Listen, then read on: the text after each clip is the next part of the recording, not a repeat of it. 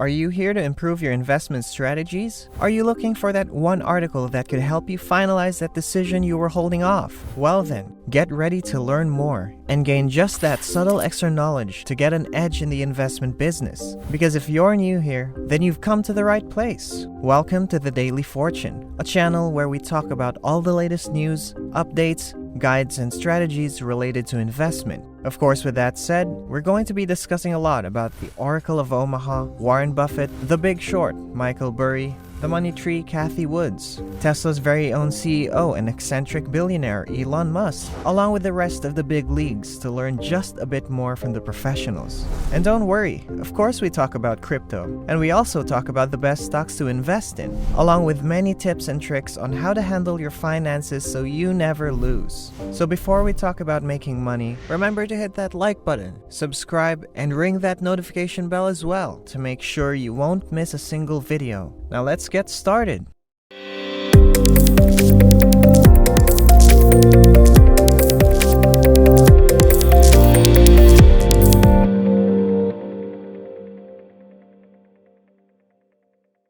According to a recent survey, 75% of recent house buyers regret their purchase, with 50% worried about the home cost and 40% wishing they had just held off and waited a little longer. The millennial generation isn't doing too well, and 80% of them have at least one regret about purchasing a house. But you know, all of these can be avoided if we knew what the best thing to do was. There's a need to tackle these problems and talk about what's going on so you don't make the same mistakes. In this video, we'll focus more on what to do with poor planning and short-sighted mistakes that can easily be avoided by anyone to prevent the worst-case scenarios in purchasing a house. To begin with, let me first provide you with a summary of the current status of the market because things are about to get a lot more difficult for buyers. For example, it was recently stated that the US housing market is now worth twice as much as it was 10 years ago during the Great Recession, and that inventory is now 50% lower than it was just 2 years ago. As a result, 45% of homes were sold within the first week, with 70% resulting in a bidding war. All of this implies that you're probably paying more than the price at that period when house affordability is at an all-time low.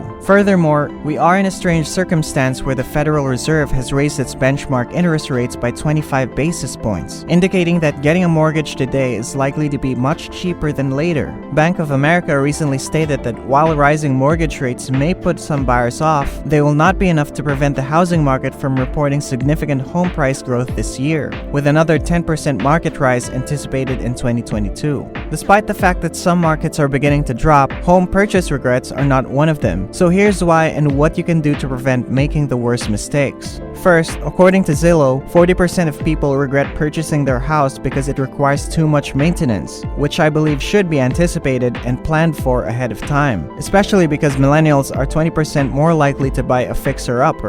If you're renting a home, you're unlikely to break something unless you go out of your way to do it or try a DIY project that became a disaster. Your landlord is likely to fix it, but that's not the case when you already own the property.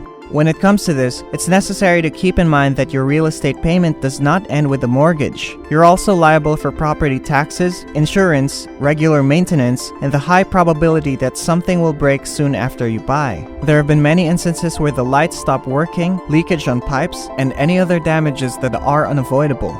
Everything in a house or any property has a lifespan and will need to be repaired or replaced at some point. Roofs, for example, typically last 15 to 25 years. Air conditioning units, 10 to 15 years, and so on. When you start averaging these costs throughout the duration of your house ownership, you'll rapidly notice that they mount up faster than you think. Furthermore, most individuals aren't aware that labor material prices and wait times have increased significantly in the last 2 years. When you see what a 2020 repair bill looks like when compared to what it cost before, you might be surprised. Number one on the list is a home inspection. It would identify a lot of these flaws before you ever buy a house as an easy method to ensure you do not fall prey to one of these mistakes. Knowing what equipment will be on the end of its life cycle and what will most likely need to be replaced in the coming year will make you prepared for when those things suddenly break and how much they will cost. The second one is to expect your maintenance to cost you a few $100s per month at a minimum. Planning and preparing ahead of time and including including it in your budget can significantly reduce the amount of regret you have because you'll know exactly what to expect. Second, the 32% say they regret purchasing their house since it's too small or has missing features. Except you belong to the 90% of millennials who say they would buy a home sight unseen. This could have been avoided. In a highly competitive market like this, sacrifices are necessary,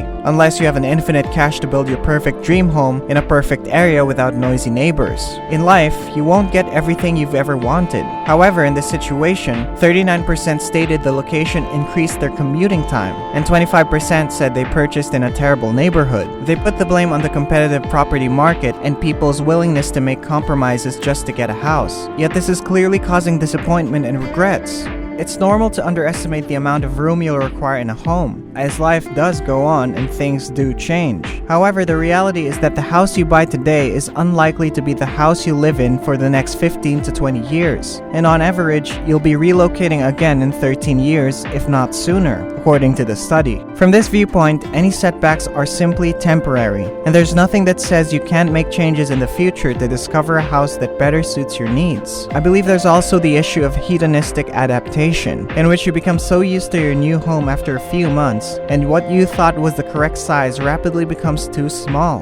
It will be up to you to invest the time necessary to become familiar with the new location before purchasing a house. This is certainly more common now, considering that 97% of homebuyers look for houses online before understanding that they may not be in the ideal neighborhood. That's why it's good to visit the house in the morning, midday, and late at night, and if possible, meet the neighbors. You'll find out a lot about those issues, like those who hold late-night parties. The location should be carefully observed before making a purchase, and this is one component of the property that you cannot change. However, many customers ignore this factor when they're in a hurry to purchase a house. Third, 28% expressed regret because their mortgage payment is too expensive, which is a combination of two problems. According to 26% of those polled, they either didn't get the best interest rates or spent more than they expected. Now, because these two are different problems, both of which result in a high mortgage payment, let's talk about the first one, a high interest rate. This seems like a case of not shopping around or doing enough research to ensure that the rate you're being charged is the most competitive rate available. Your first loan amount will never be the lowest rate, and it will be up to you to look around for a better deal. So banks most often follow a pattern in which they offer you a standard rate upfront and refuse to bend unless you present them with a cheaper offer. In this scenario, if you're looking for the best interest rate, obtain one quote. Take it to a second lender, have them beat it, take it to a third lender, have them beat it again, and so on until you reach a point where your interest rate won't go much lower. In a study conducted by Freddie Mac in 2021, receiving one extra quote saved an average of $1,500 over the life of a standard loan, while getting 5 quotes saved an average of $3,000. So don't be lazy and obtain several quotes.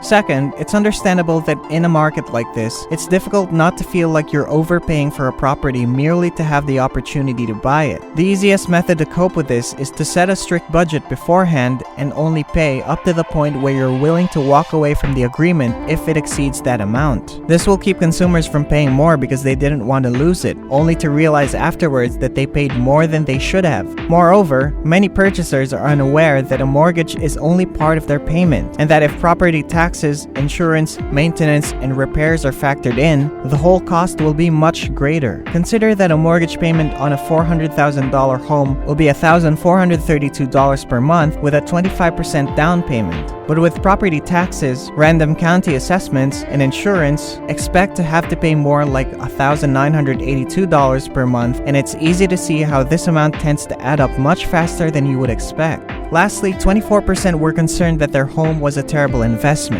According to recent reports, 40% of homeowners had to take on a second job to cover their housing costs, and a record low percentage of consumers say this is a good time to buy, indicating that consumer preferences toward home ownership may be shifting. But how can you call housing a bad investment when prices rise every year and home ownership is regarded as the largest source of wealth in America? In terms of real estate, the general rule of thumb is that a mortgage is a good method to act like a forced savings account because you're creating equity in an appreciating asset every month you make a payment. However, you must compare it to the cost of renting and the opportunity cost of investing your money elsewhere in order to arrive at the correct answer. For example, if you could rent a home for $2,500, that that would cost $1 million to buy. Renting would be the preferable option if you could invest the difference. The greatest advantage of purchasing a home is gaining control of a huge asset for a minimal down payment that will hopefully appreciate in value over time. Most people buy a home at the top of their price range while maxing out the loan they're eligible for without fully knowing the expense of home ownership.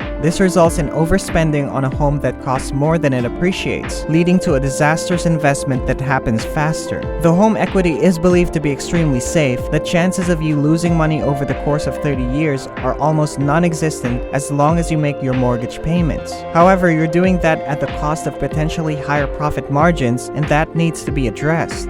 Now, in terms of looking at the numbers to see if buying is the best option, the New York Times has created an amazing calculator that shows you every component of owning a home and whether or not it's cheaper to buy than to rent based on your own neighborhood and tax brackets. You can check it out. As you can see, there are numerous factors in which renting is simply the preferable choice. However, this is not always the case, which is why you have to consider all factors to determine what is best for you and recognize that just because you buy a house doesn't mean it's always a smart investment. I recommend that anyone purchasing a home has the idea of staying for at least 5 to 8 years. Just understand why you're purchasing the property in the first place and what are the possible problems it's going to solve. Whenever you buy something, never spend more than you can afford. And that way, if you lose your job or your income is reduced, you won't have to worry about unexpected maintenance or a larger mortgage than you'd want because you've planned ahead of time to ensure you can always keep up with your payments. Real estate has easily become one of the best investments some people have made, but take note that it didn't happen overnight. And just because they buy a house doesn't imply it'll make them money. I believe that as a buyer, you will have to sacrifice a lot. It's fine if you don't get the house you've always wanted. Use this as a stepping stone to familiarize yourself with the concept of home ownership and then gradually move up to buy the house you've always dreamt about. And that's all for today's video. Thank you for watching. So that's it for today. I hope you learned something from today's video, and to get updated with the next videos, don't forget to hit the notification bell. See you next time.